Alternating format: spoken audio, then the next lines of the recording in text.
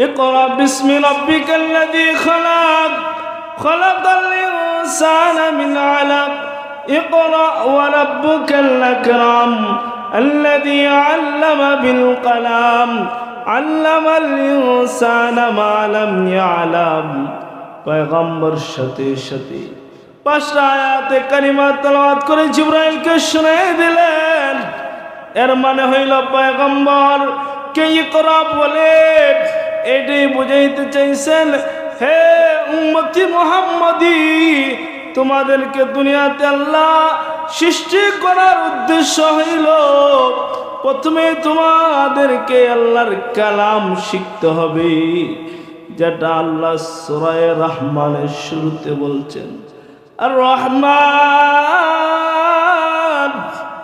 আল্লামাল কুরআন খালাকাল ইনসান।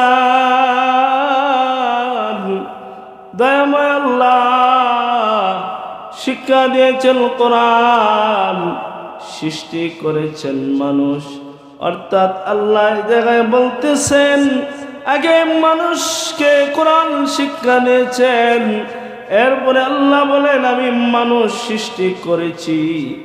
এতে বোঝা যায় দুনিয়াতে আল্লাহ মানুষ সৃষ্টি করার উদ্দেশ্য হইল মানুষ প্রথমেই আল্লাহর কালাম শিক্ষা গ্রহণ করবে।